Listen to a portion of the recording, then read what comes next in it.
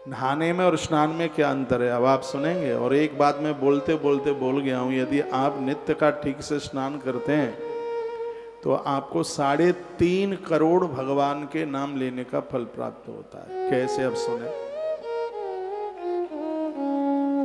एक बार सत्यभामा ने माता रुक्मिणी को कहा कि ये बार बार द्रौपदी के घर क्यों जाते हैं, मुझे तो कुछ गड़बड़ लगता है। सत्यभामा ने कृष्ण के ऊपर संशय किया कि हर महीने में, 2 महीने में, 15 दिन में और ये द्रौपदी के घर जाते हैं। सुनिए, ये कथाएं नहीं सुनी होंगी आपने। ये द्रौपदी के घर जाते हैं, कोई कारण है, इसका पता लगाया जाए। सत्यभामा ने ऐसा रुक्मिणी को कहा। रुक्मिणी ने कहा तू बिल्कुल पगली है। अपने नाथ के ऊपर, स्वामी के ऊपर, अपने पति के ऊपर यदि तुम्हारी तरह कोई नारी संशय करे तो अगले जन्म में वो चांडालिनी बन जाती है। ये तुम गलती क्यों कर रहे हो? अपना पति तो बहुत अच्छा है, द्वारका के राजा हैं। तो सत्यभामा ने कहा कि नहीं, मुझे ऐसा कुछ लग रहा है कि कोई न कोई बात है, कोई कारण है। वो कारण भी सत्यभामा ने कुछ उल्टा पुल्टा ही समझ लिया। भगवान भांप गए, समझ गए। तो वो दोनों बातें कर रही थी। तो इतने में कृष्ण आए। कृष्ण ने कहा रुक्मिणी थोड़ा मेरी जल्दी से तैयारी करना, मुझे द्रौपदी के यहां जाना है।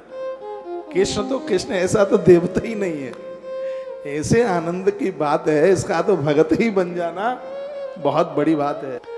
तो वो आपस में बातें कर रही थी कि हमें गड़बड़ लगता है कि ये द्रौपदी के घर क्यों जाते हैं। और कृष्ण ने कितनी दूर से वो बात भांप ली और अचानक अंदर प्रवेश किया घर में और कहा रुक्मिणी थोड़ा जल्दी तैयारी करना, मुझे द्रौपदी के घर जाना है। और ये कहकर भगवान एक कमरे में घुस गए। सत्यभामा ने कहा देखो, मैंने कहा था ना कि कुछ गड़बड़ है। अभी भी द्रौपदी के घर जाने की बात कर रहे हैं। वो कहने लगी रुक्मिणी को। इतने में भगवान कमरे से निकल करके आए और आके बोले सत्यभामा तुम्हें भी मेरे साथ चलना हो तो तैयारी करो। ये बोला। सत्यभामा ने कहा हाँ बिल्कुल मैं चलूंगी। देखूं तो सही प्रत्यक्ष रूप से कि ये बात क्या है। तब रुक्मिणी ने, वो सत्यभामा ने रुक्मिणी को कहा जी जी तुम भी चलो, फिर हम दोनों मिलकर के बताएंगे ना इनको, तुम भी चलो। सो दोनों देवियों ने तैयारी करी और वो माता रुक्मिणी के घर हस्तिनापुर पहुंचना हो गया। भगवान श्री कृष्ण पहुंचे। रुक्मिणी जी, वो द्रौपदी जी उस समय अपने केसों को संभाल रही थी, अपनी छुट्टियां कर रही थी क्योंकि नारी के खुले केस ठीक रहते नहीं हैं, तो छुट्टियां वगैरह चुटीला कर रही थी। इतने में भगवान श्री कृष्ण पहुंचे। भगवान कृष्ण ने कहा कृष्णा, द्रौपदी को वो कृष्ण ही बोलते थे। उन्होंने कहा भैया मैं अभी आ रही हूं, थोड़ा मैं चुटीला कर रही हूं, केस संभाल रही हूं, मैं आती हूं। भगवान ने कहा तेरी 2 भाभी हैं, तुझे खुद चोटी करने की जरूरत क्या है, ये दोनों मेरे संग आई हैं, ये करेंगी तेरी चोटी।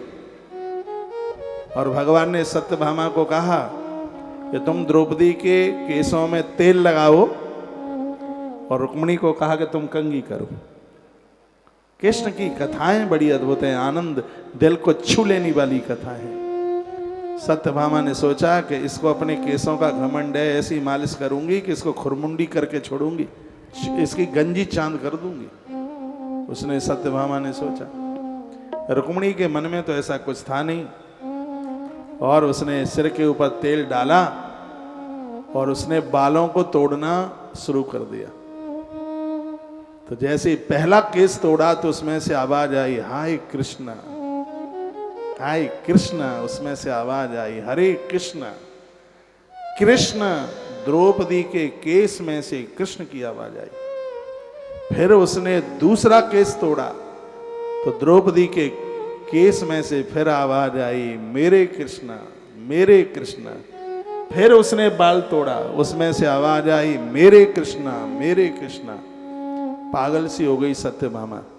सत्यभामा ने हर बाल तोड़ा तो उसमें से कृष्ण की आवाज आई मेरे कृष्ण।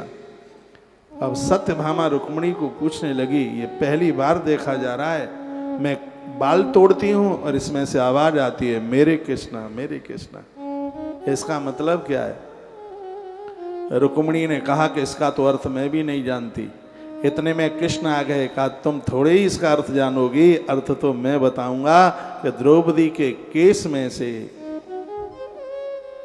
आवाज क्यों आती है मेरे कृष्ण।